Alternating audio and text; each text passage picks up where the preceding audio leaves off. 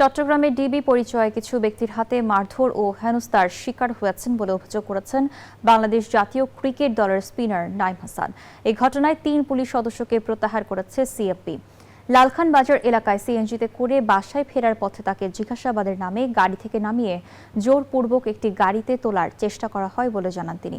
এমন পরিস্থিতিতে বাধা দিলে তাকে শারীরিকভাবে লাঞ্ছিত করা হয়। পরে তাকে খুলশী থানায় নেওয়া হয়। এই ঘটনার বিচার দাবি করেছেন নাইম। এদিকে বিসিবি এমন ঘটনায় তীব্র নিন্দা ও দোষীদের বিরুদ্ধে যথাযথ ব্যবস্থা নেওয়ার আহ্বান জানিয়েছেন। পুলিশ বলছে অভিযোগ তদন্ত করে আইনানুগ ব্যবস্থা নেওয়া হবে।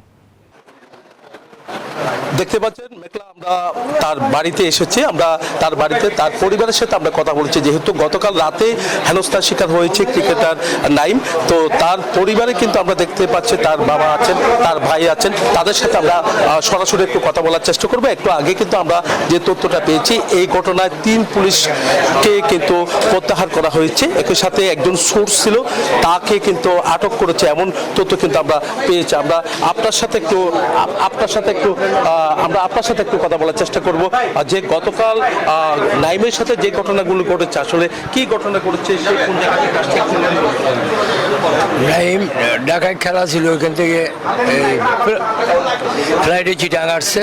চিটাং আমি ওকে প্রায় 11টা 20 রিং দিছি যে তুমি কোথায়, বলো যে ফ্লাইট ডিলে যাবো, হলে আমি আসতেছি।